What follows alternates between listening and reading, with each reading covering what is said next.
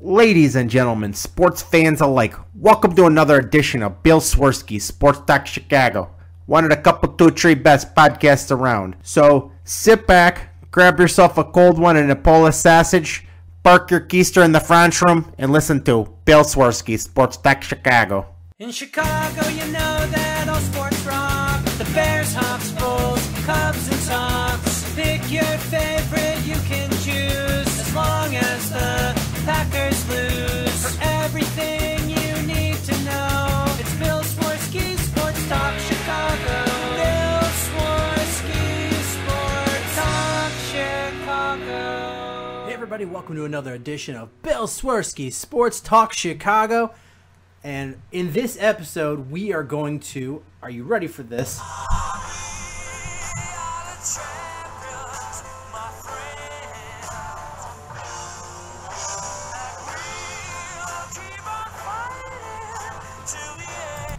That's right, Blackhawks, Stanley Cup champion. Woo, woo, woo, woo.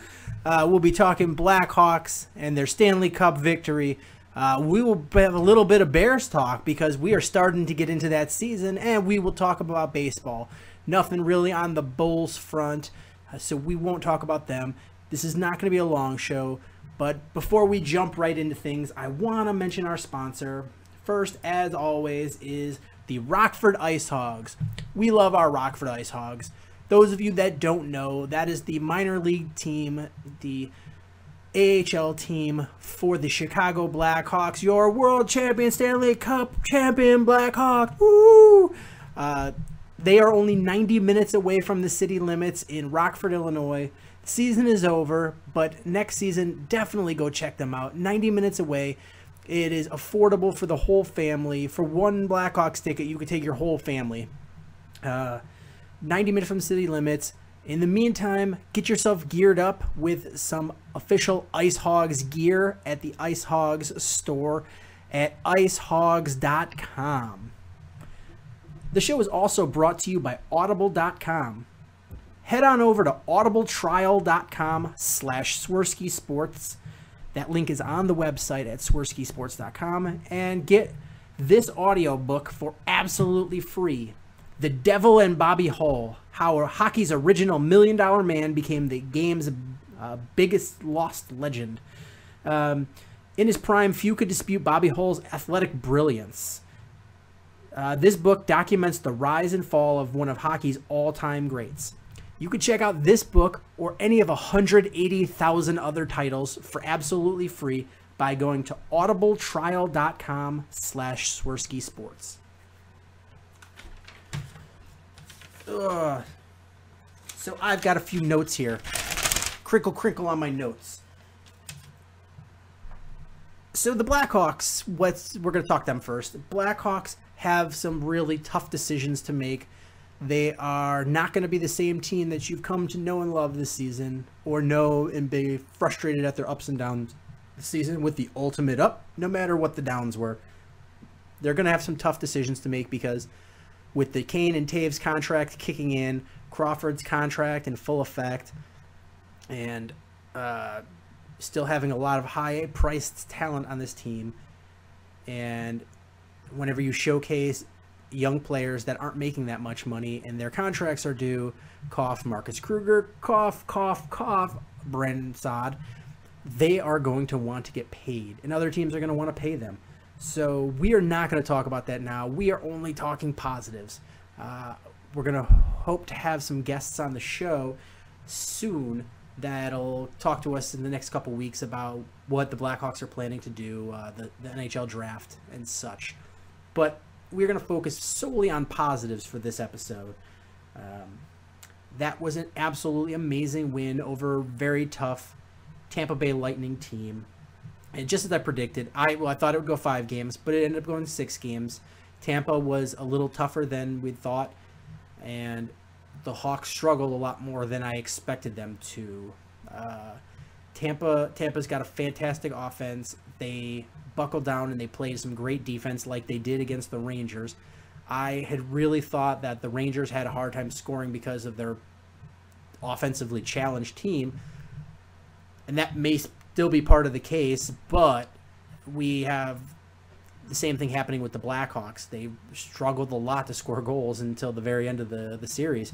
This Tampa team has a lot of players under 25. They've got a lot of players under contract. This is going to be a tough team in the future years. Blackhawks are going to have their work cut out for them to beat them next year. But the Vegas odds for the next season, the 2015-2016 season, have been released. And drum roll, please. The Blackhawks are odds-on favorite to win the Stanley Cup again, which will be the 4th in 7 years if they do that. And their odds are 7-1 in Vegas, with the Rangers second at 8-1. So what else? One thing I want to mention that was pretty cool. I don't know if you got the chance to check this out. I will put a link on both our Facebook. I'll tweet it out, and it'll be on the website swerskisports.com. Somebody took all right, so you look at your camera and it's, I don't know, however many megapixels. That's a lot of pixels. It's math, blah, blah, blah, math pixels. But somebody took a picture at the Game 6 Blackhawks Lightning game of the Stanley Cup Finals that was 26 billion pixels. Billion pixels. So basically they took a picture of the stadium, and you can zoom in all the way and identify every single person in their face. It's absolutely amazing. I don't know how camera technology is able to do that, but it is so awesome. I went through, and before the show, after the Cubs game before the show, I spent about 15 minutes just scrolling through and looking at players in the 300s, 200s, 100s, the boxes. It took 10-15 minutes before I found a single Lightning fan. And there was two sitting next to each other. Almost everybody was a Blackhawks fan. So that tells you Lightning front office it doesn't matter. You don't need to stack the deck if you've got a great fan base. The Blackhawks have a great fan base, and they sell out those tickets. People want to go. People are willing to pony up the money.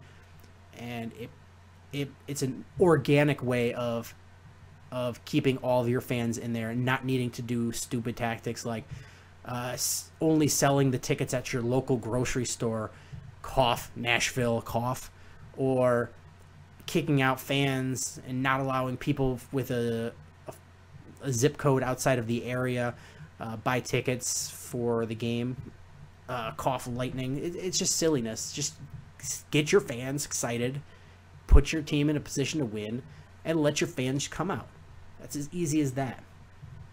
But it was neat to just see how many Blackhawk fans there were, and it did look like the Lightning had a nice fan base with the, how many people stood outside and watched on the big screen in the Tampa games. But the Blackhawks fans are undoubtedly the best fans in the world. Case in point, I will also post on the website and the Facebook there is a picture that shows last year's LA Kings parade versus this year's Blackhawks parade, and just look at the volume and the sheer numbers of people. It's astronomical to think 2 million people showed up for the rally. You think people are getting tired of winning? I think not. This is a team that the fans can just absolutely rally around. People came out in droves on a Thursday, and I didn't think there would be as many people because of the weather. If you are listening from outside Chicago, the weather was horrendous. It looked like it was going to just, the heavens were going to open up and it was going to downpour. And also, those of you not in Chicago that may be listening elsewhere or have your head under a rock somewhere, is because of the weather, they couldn't hold the rally at Grant Park like they did for the Bulls. It's a giant park in Chicago. They couldn't because the field was too torn up with the grass because of the rain, and they didn't want to ruin it even more with the summer season coming up or in a full effect. So instead, they decided to do it at Soldier Field, capacity, I believe, 61,000 people capacity not big enough to get a Super Bowl in Chicago. So they held it there, and 2 million plus people are vying for 61,000 tickets. Ticketmaster sucks as it is already. I mean, they're just awful. But that's neither here nor there. So it left people high and dry. People couldn't go. So instead, they just lined the streets and watched the parade route all the way to Soldier Field. And the fan base was amazing. Just sitting there watching everybody be able to see the team just stroll by. Didn't even get to go to the game or to the stadium to watch, their team come out and talk. You have, some amazing things going on, but the best was probably Chris Versteeg giving the belt that they give out to each other, the pro wrestling belt. Chris Versteeg gave it at the rally to C.J. Reif, the son of the late assistant equipment manager Clint Reif, and that was really nice to see. I mean, the poor kid lost his dad, and so many of the players on the team were so fond of Clint, and to see them honor his son by giving him the belt and having him be part of the team, and it just really warms your heart. If there's one thing better than the way the Blackhawks played during the playoffs, it's the way the PR people for the Blackhawks are really in full force. I mean, this team does some really cool things for its fans and for its community and for just, some of the heartwarming things. It's really fantastic. And whether or not this is something that they want to do on their own, like Versteeg giving the belt to CJ, or having disabled fans come out and be able to be on the ice with the Blackhawks, it's just PR win after PR win after PR win. This is a stark contrast to some of the other leagues and a super stark contrast to the other championship series in the NBA, where instead of saying, we played a really good team, congratulations to them, you have LeBron James going, well, I'm the best player in the world. Woo, woo, woo, woo, woo. Yeah, you know what? You didn't win. Shut your mouth. Learn a lesson from a class act like the Blackhawks organization. I mean, this is an absolutely special team, and this is such a great time to be watching Chicago hockey. During the first wave of this being such a great hockey town in the 60s, I wasn't alive. I lived mostly through just the unbearable, unwatchable years with old man Wirtz. Part of it, they weren't on TV, and there was nobody in the crowds, and you could go to a game and pay $8 as a student and sit wherever you want because there was nobody there, drawing 8,000, 7,000 people.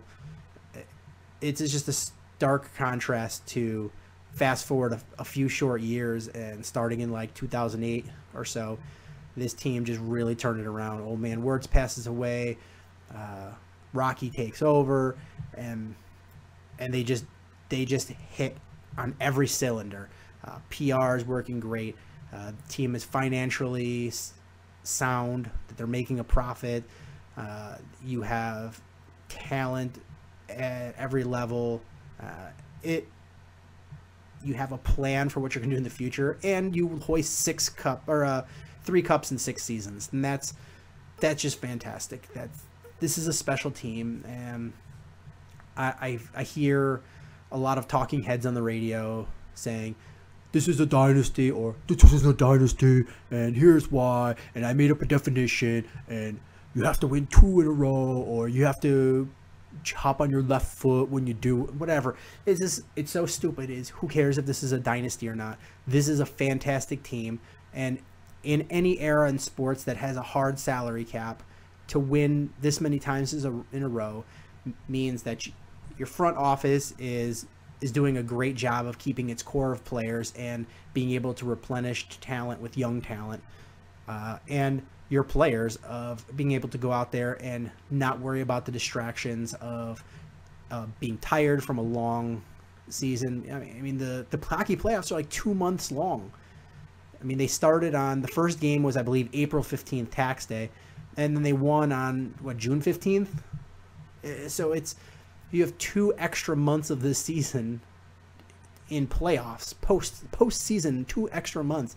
So you're playing a lot of hockey in that time. So you're able to play great day in and day out. You're able to play 2 months of extra of the season and come back in just a few short months to start your season again. It's absolutely amazing that they're able to do this, and that just screams how great this organization is. I don't even know if ESPN the magazine is still around, but several years ago they took all 4 major sports, NHL, NBA, MLB, and NFL, and they ranked teams based on a series of factors, number of titles recently, number of straight playoff appearances, TV ratings, amount of fans there, opinions of ownership. There's a whole lot of factors. I don't remember all of what they were. And they ranked the teams. And I believe the San Antonio Spurs were number 1, if I'm not mistaken. But I do know for a fact that the Blackhawks were dead last in all 4 sports. They were named the worst franchise in all 4 major sports. And that was a tough pill to swallow. I mean, you as a fan, I know there's a lot of people that started becoming fans in 2009, 2010, 2011, etc. But for those of us that have been around, I mean, I've been a fan of hockey. And this is weird, is most people get into a fandom because, they have a parent or a grandparent or somebody teaching them the rules. Is I grew up in a baseball football house, and I learned basketball because I grew up in the Jordan era. It was kind of thrust in my face. Everybody talked about it at school, but I grew up in a baseball football house. So I learned about baseball and became a diehard Cubs fan, learned about football, became a diehard Bears fan. Nobody watched hockey. I watched hockey on my own. I just thought that the pace of it, it was, I don't know what it was. I was really drawn to it, and I've always been a fan. And there was a lot of lean years, and I lived in Philadelphia for about 9 years, and it was tough being a fan because I couldn't watch the games. Nobody was talking about them. There was not a lot written, and it was a tough time. I moved back, and I was able to start watching the games again because Old Man Wirtz passed away, and Rocky put them back on TV. You saw that how much more talented they had gotten, adding Taves and Kane. They still had to overcome that Red Wings team, and then boom, lo and behold, they win that first title, then win 2 more. So it's just really great to see how much they've turned around in a few short years. Because I want to say that piece was like 2006, 2005 maybe. So 10 years later, and I would honestly say that the Blackhawks have to be a top 10 team in all 4 major sports. So you're looking at like 120 teams or so, and they've got to be a top 10, have to be. And that's just a phenomenal thing. So regardless of whether or not this is a dynasty, even though, shut up, Sylvie from Waddle and Sylvie, because you're annoying. That the commissioner of the NHL said that this is a dynasty, and I watched three titles where they held up that trophy, and that, whether you call them a dynasty or not, I watched 3 in 6 years, and I watched them compete for a couple of more. I mean, they were 1 goal away from doing it last year as well. They came across an absolutely phenomenal LA Kings team and took them into overtime game 7, had that last shot gone a different way. There's absolutely zero doubt in my mind that the Blackhawks beat the Rangers as bad as the Kings did, and that would have been 4 cups in 6 years, and nobody could deny that's a dynasty. But whatever, I watched 3.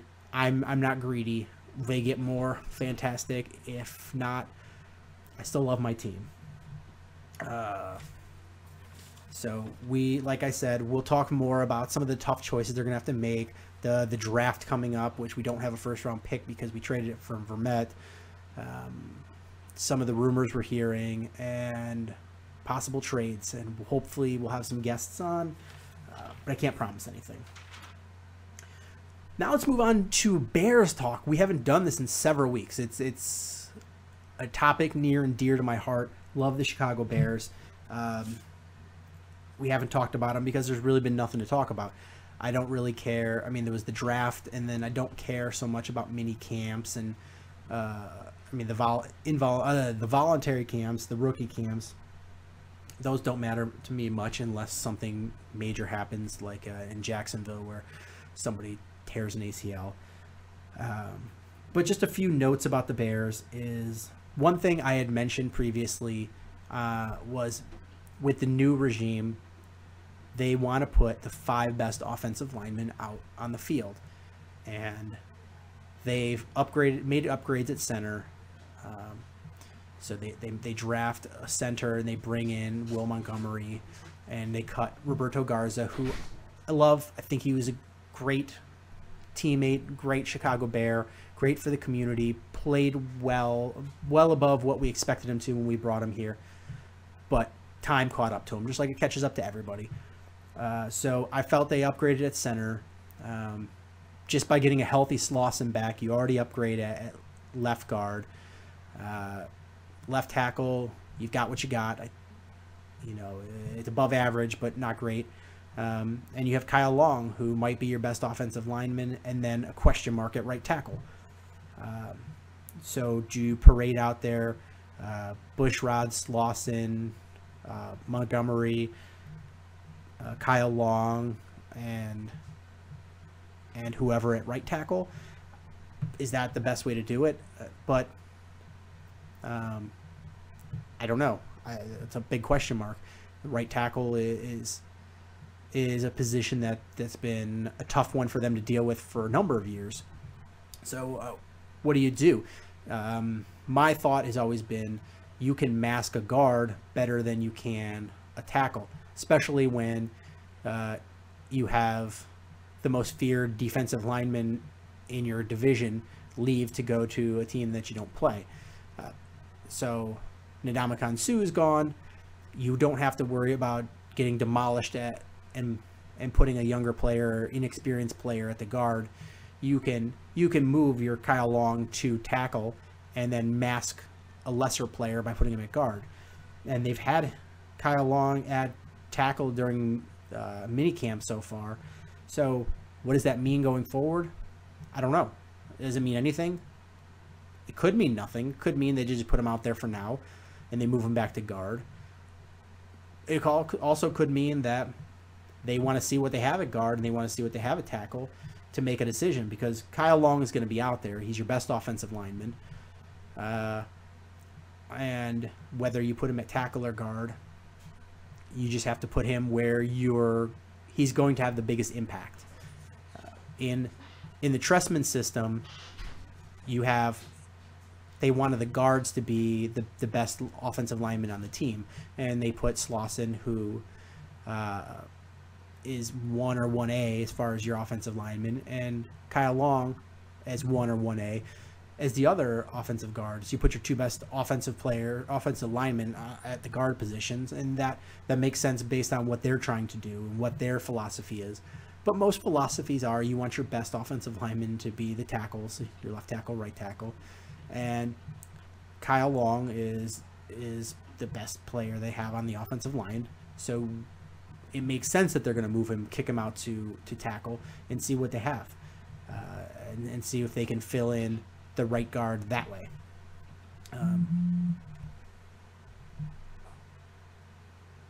And so... like I said, this is just mini camp. This isn't training camp. This isn't games. This could mean absolutely nothing. I don't want to speculate into that more than it needs to be.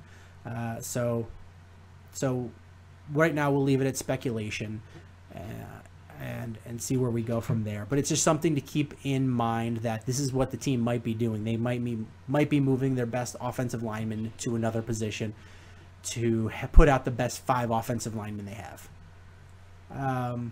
Couple of minor moves is the Bears parted ways with Pat Devlin, the journeyman quarterback, and that's not surprising. I don't know I didn't expect him to do anything. You have Cutler as your clear-cut number one starter,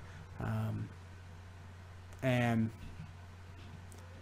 you have Clausen as your clear backup, and then you've got two young options. You got David Fales, and the kid that you brought in this year, Shane Carden from East Carolina. You have those two that are going to be the guys that you want to see what they can do and what their potential is. Pat Devlin, you sort of know, you know what you got, and is he the best option for your number three? I doubt it. So it was no surprise that they moved on with him. And in his place, they signed running back Daniel Thomas. He was a second-round pick in 2011 out of K-State, played for the Dolphins to a one-year deal. And they signed safety Sherrod Martin, who's played 6 years in the league with Carolina and Jacksonville as a safety. Again, I don't expect Daniel Thomas to make this team. They've got a pretty deep running back rotation as it is. But Sherrod Martin, we'll wait and see. Safety is something that could be wide open, up in the air. We don't know. And finally, the big story that we have to worry about is the Martellus Bennett. And people keep making this out to be much bigger, I think, than it needs to be. Martellus Bennett has 2 years left on his contract. He signed a 4-year deal. He's played 2 years on it. This is going to be his 3rd year. He has no leverage. If he doesn't go out there and play, then he doesn't get paid. If he doesn't show up to mandatory camps, he gets fined.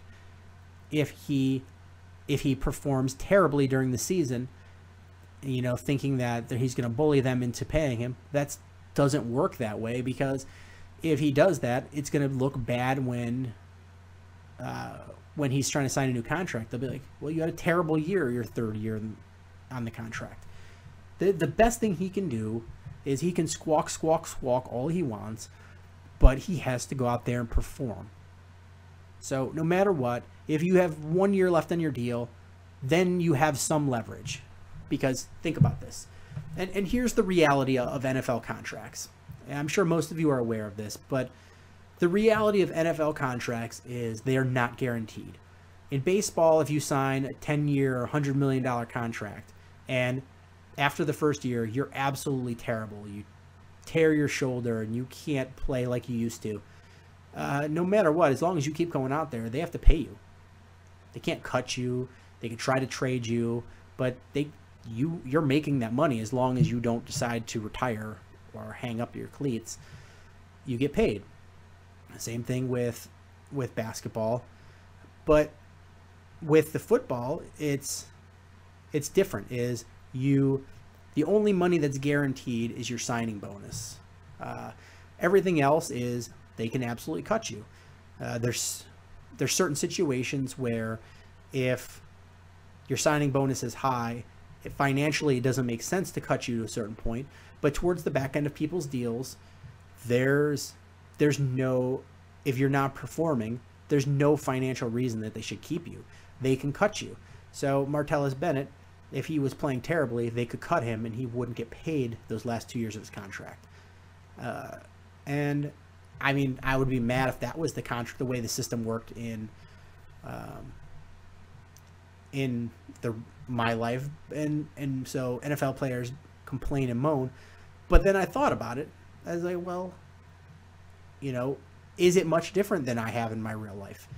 I go to my job and if I don't perform, I mean, when they hire me, they say, here's what you're making. Here's X amount of dollars. And if I don't perform and I just perform, my performance is awful and I'm not able to put up the work level that they expect, they could just let me go. They fire me and say, adios. There's no guaranteed contract. It's not like when I got hired, they said, well, here's a 5-year contract and I could roll in there and just eat Cheetos all day and not do any work, but they have to pay me for 5 years. That's not how reality works. So Martellus Bennett can bitch and moan, and really what he's bitching and moaning about is that baseball has a ridiculously terrible system where You're locked into it, and no matter how much it hurts the team, you're stuck with that contract. Football is not. If you don't live up to your contract, you get let go.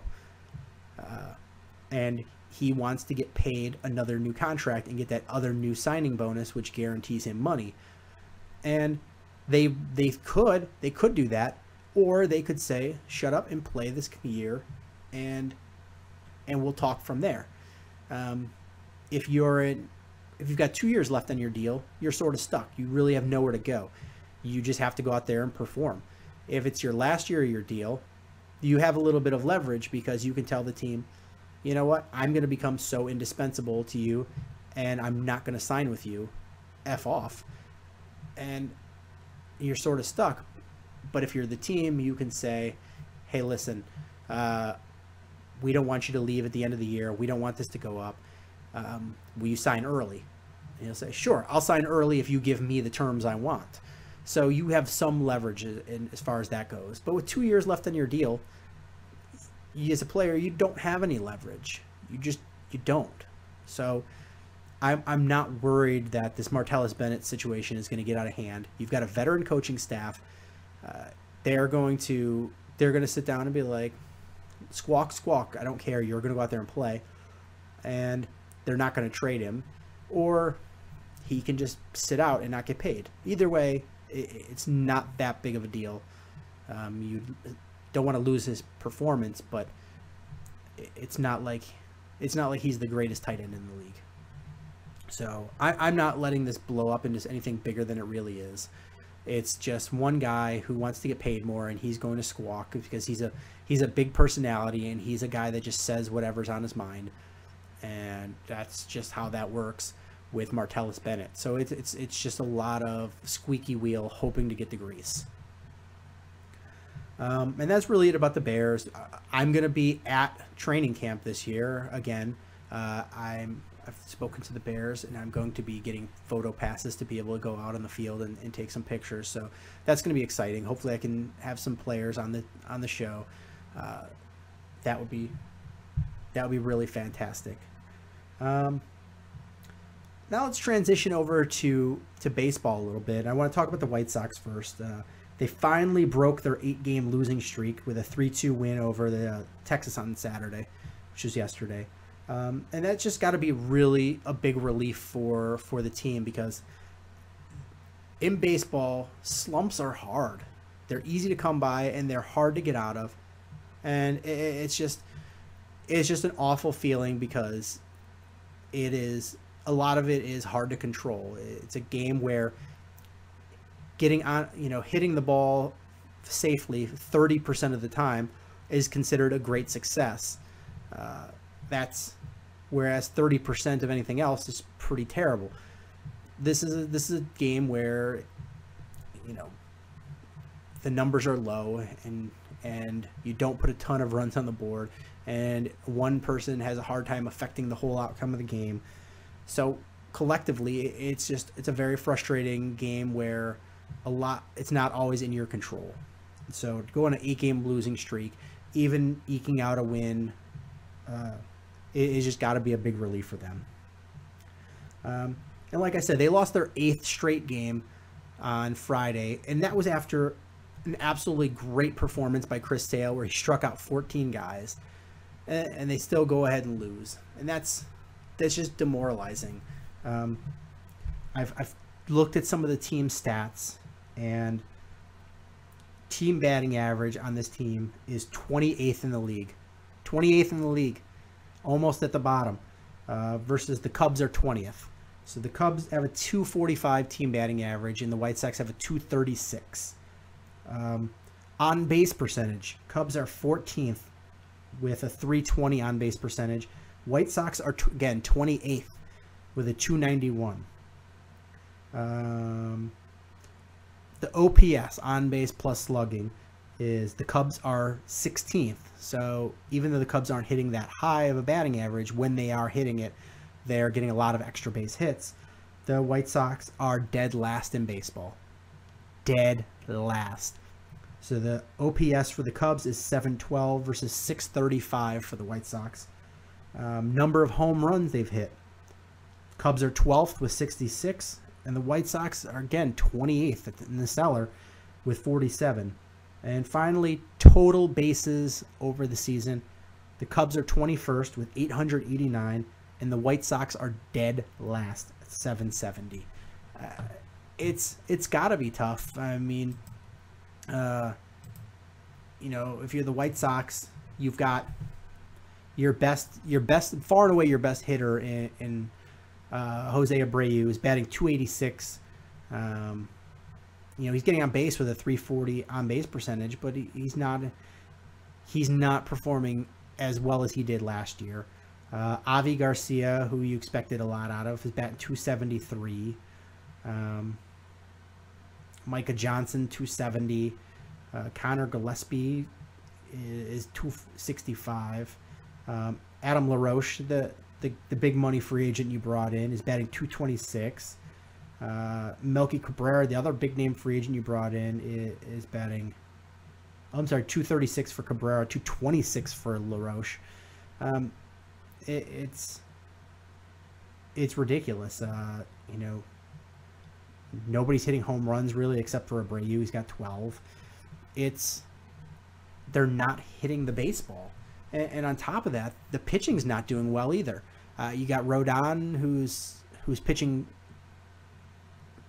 for a rookie, fantastic. But as for a pitcher in the league, it's pretty good. Chris Sale is pitching great. Samardzija looks terrible. Quintana looks mad. Danks looks terrible. You're not getting any performance on the field as far as the hitters go. You're not getting performance from the mound. So where does this team go from here? You can't imagine at this point, with like a month before the trade deadline, that you're going to have the White Sox be buyers. It's next to impossible to believe that that's going to be the case. Maybe they sit tight and try to regroup for next year. Maybe they're sellers. So what do they have to sell? I keep hearing a lot of names of people throwing out Chris Sale being traded. And sure, you could trade Chris Sale because he's a stud pitcher with a really team-friendly contract. Let's see, what's his contract at? Chris Sale, he signed for $6 million this year, $9 million next year, $12 million the year after that, $12.5 million after that, and $13.5 million in 2019. So you've got him locked up for several more seasons with just a really, really low-paying deal for a number one starting pitcher. Right now, John Lester's making for this season like more than triple, almost quadruple what he's making. So you've got Sale, who's a top pitcher with a signed for several years at a really team-friendly deal. So you'd have to get the world for him. But if you sign Chris Sale, you're basically saying, we're done. We're walking away. This is a complete and utter tear down and rebuild, which means you've got to trade Jose Abreu, which means you got to trade Melky Cabrera, which means you got to trade Adam LaRoche. It means you got to trade Quintana. Really, the only player that your players are gonna keep are guys that are young and have that you can build upon because they're not in their prime, even coming in their prime yet. So you keep Rodon, and do they keep anybody else? I don't know. Maybe that's all you keep.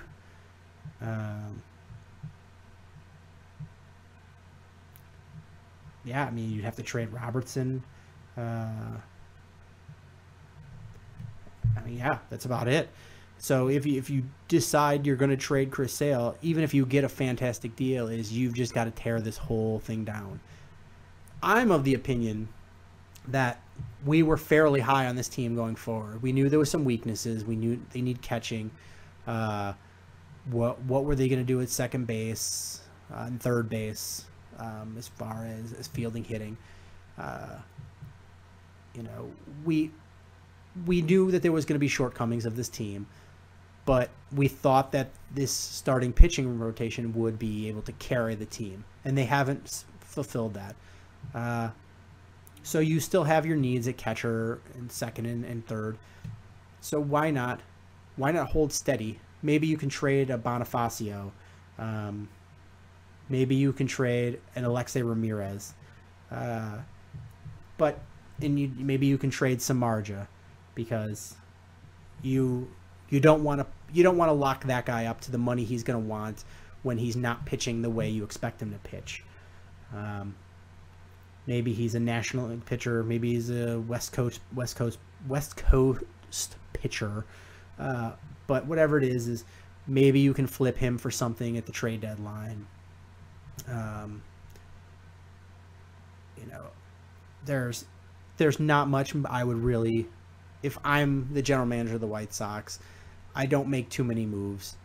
I could flip a few pieces that are not gonna be life altering, and at the end of the season, I make a coaching change, come back next season, and maybe pick up a few guys in free agency, see what you have by the end of the year in your minor league system, and then go at it again next year. I don't really rock the boat. I don't think this is a terrible team. I think it's a fairly tough division, and they are in a rut. But the big news is, or the big problem that they have is the farm system is not bad. It's just they don't have a lot of talent in the pipeline that can come up and help them anytime soon. So what do you have to rely on? The Cubs, on the other hand, transitioning over to them, didn't want to end on a sour note with the White Sox, but on the other hand, the Cubs, we all thought that hitting was going to be a strength and pitching was going to be their weakness. And really, the Cubs pitching has been pretty good. They're 7th overall in baseball in team ERA with a 3.57. They're 11th overall in the opposing team batting average at 2.45.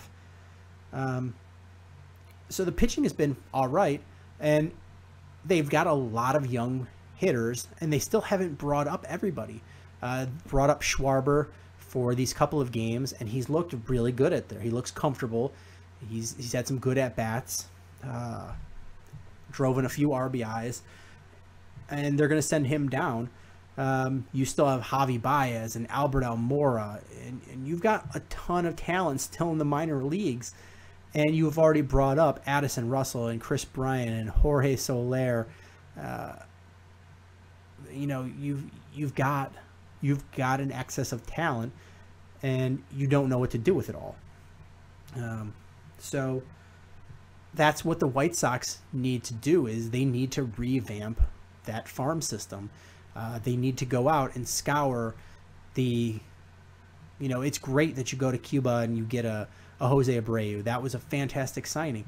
But you need to go out there and get a young Cuban player who's 19, 18 years old, maybe 20 years old, that you can work into the system eventually, so you have a pipeline.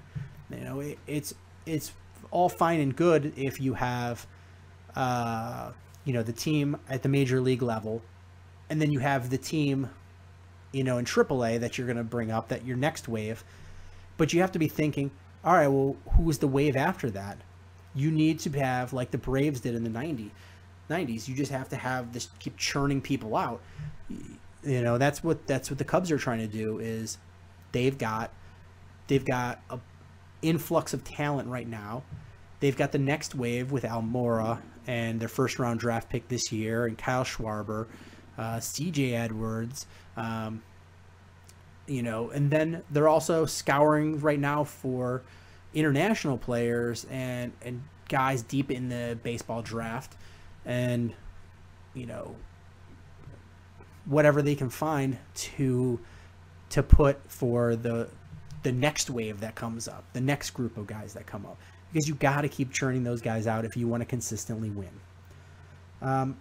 And with the Cubs is, we talked about some of the stats, and they're not lighting up the league as far as offense. They got a lot of strikeouts, 20th so they're in the bottom third of batting average, They're in the middle of the order, middle of baseball as far as on-base percentage, middle of baseball as far as OPS, upper half as far as home runs, and bottom third as far as total bases. So they're not lighting it up on offense, and they're 27th in baseball in fielding percentage. So those have been their two Achilles heels. The thing is that as this team grows, they're gonna have a much better offensive system, and they're gonna have a juggernaut as far as the offense is. Once Chris Bryant has a whole year under his belt, you don't think he's going to be better next year than he is this year? You don't think Addison Russell's going to be better with a year under his belt as he was this year? When they finally bring up Mendy Alcantara, you don't think he's going to be better after having a year under his belt in the majors and then playing in the minors so far? Soler has played well, but you give him, another year under his belt. Schwarber coming up. I mean, these guys are going to get better. They're nowhere near their prime, and they're still performing. Rizzo's, it took him several years before he got to the point where he is now. So you're not as worried because you see the progression of where they are. You just need to hold on and be able to have the pitching keep up. And speaking of pitching, Arrieta had a fantastic game today against a really good Twins team. Is complete game shutout, 4-hitter, 7 strikeouts, and no walks. He just mowed down that lineup in an 8-0 win. And then Lester had a good outing yesterday, and I want to talk about this for a minute. Is he had 6 1/3 innings pitched, gave up 3 hits, only 1 run on a solo home run, 3 walks and 7 strikeouts. Got the no decision because it went Cubs won it in 10. But there's been a lot of media hype about the fact that he was pissed that he got taken out by Coach Madden. And he said that he was pissed off when he went in the showers and he was really upset about it. And the thing is find me a pitcher that's an ace pitcher that wants to be out there and pitching that doesn't get pissed when you take him out early. You won't find one. It's not a thing. It's not like, these guys are ultra competitive. They want to go out there. They want to win. They want to go the complete game. It's what they do. So anybody that thinks that they're not getting, it's one thing if their arm doesn't feel right, or they're throwing junk out there, or they're getting lit up. Those things, you don't want to go out, but you still understand them. It's always better to take a guy out a pitch early than a pitch late. And Madden took out John Lester a few pitches early. He was already over 100 pitches, and it was a situation where he didn't want his ace pitcher to get put in a position where he gives up a couple late runs, they lose a game, and he wants to be able to have his ace pitcher come out after pitching a very good game. Only 1 earned run and 7 strikeouts over 6 1/3. That's not a bad night. You give him a quality start on that, and you go out there and put in your bullpen and go out there and win that game. And that's what he did. And if you listen to Lester, he said he understood why he did it, and he was pissed in the moment, but he understands why. So I don't know why the media is making this into a big thing, because it's stupid. It's not a big thing. It's silly. You've got a really respected manager, and he knows how to manage veteran players. He knows how to manage a pitching staff. He knows how to manage young kids, and there's no beef at all. I'm sure he pulled them aside after the game and said, after they won, which makes any pill easier to swallow. When you win, winning makes everything better. I'm sure he pulled them aside and said, it has nothing to do with you as a player. I just wanted to get you out of there early and ride you on a high note, leave on a high note, and build up your confidence for next start. And we just wanted to go out there and win that game. And no harm, no foul. He's still getting paid a lot of money. He's still going to be the number 1 starter on this team, and he still pitched a pretty good game. So no harm, no foul, and everybody making this into a big deal is kind of silly. Couple last points with the Cubs. The injury report is Neil Ramirez he's starting his rehab stint with AA Tennessee. So that's going to be good to finally get him back. That's really going to bolster that relief, that bullpen. Soler took batting practice on Friday, and they expect him to start this coming week and minor league rehab start. So expect him to come back, which is going to make that offense a little better. And Rosscup got, he was pulled the other day with, it looked like shoulder soreness, and that's what it ended up being. So he's on the 15-day disabled, and hopefully it's just minor inflammation and nothing serious. You don't want to see shoulder injuries in your bullpen. That's never a good thing. One last thing I want to talk about is going to be Monday night, tomorrow night. It's going to be a really, really interesting game for the Cubs. They are playing the Dodgers, and they're going to be up against Clayton Kershaw, who isn't pitching like typical Clayton Kershaw this year. He's been hit. His numbers aren't that great, but he's going to be facing off against Tyoshi Wada. And I want to see what Wada is going to do. Is he going to step up and try to hang on to that fifth starter spot, or are the Cubs going to have a real problem on their hand? Last start for Wada was a really good one, and the two before that were not very good. So what are you going to get out of Wada? I mean, he's earning $5 million a year. You expect something out of the guy, and you got to figure out whether or not he's the answer at your fifth starter spot. The big problem for me, besides the inconsistencies, is if you can find a consistent quality starting number 5 pitcher, then you are the San Francisco Giants, and you're going to win a bunch of World Series rings. But it's that he's not going. He pitches like 4, 5, 6 innings, and that really taxes that bullpen. It's his arm. His arm goes after that point. So that's the big burden for me. Is I can take a couple of inconsistent starts. It's always going to be better than Edwin Jackson throwing him out there every 5 days, or the real bad ups and downs that you've gotten from a certain other starter in Travis Wood. So I don't know. I'm really interested in seeing this. I want to see from the angle of what are the Cubs going to do against a top line starter, and they've traditionally this year shown that they've struggled a little bit. They struggled against Max Scherzer. They've struggled against some of the other top line guys that they've faced. Even if they've done well for the series, they have not done well against real legitimate number ones. And Clayton Kershaw is a real legitimate number one. I want to see what their young hitters are going to do against him, and I want to see where Tyoshi Wada is as far as what they're going to be able to do with him. So it's going to be an interesting week for the Cubs, and I'm really excited now that hockey is over to be able to come home at night and be able to sit down with a beer and watch a baseball game.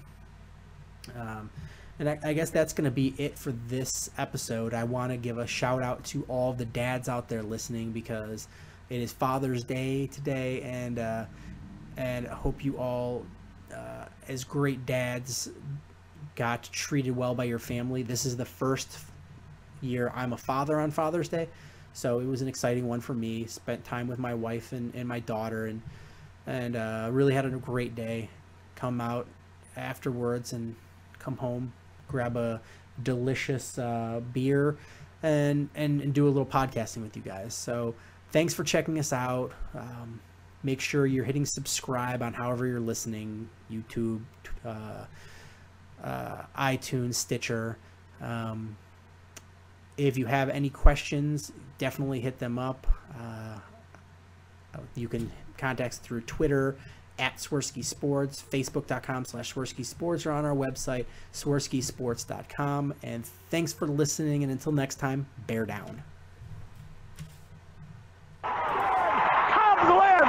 What a lucky break! The good Lord wants the Cubs to win! We thank Ditka and God for all they have provided. Cubs win! Cubs win! Cubs win! Oh, I don't want her, you can have her, she's a Packer fan. She can't fit in my van, and she looks like... Remember, New Yorkers, smoking crack is not legal on planes. Bears 31 to -7. The Bears. Oh, when the Bears go bearing down.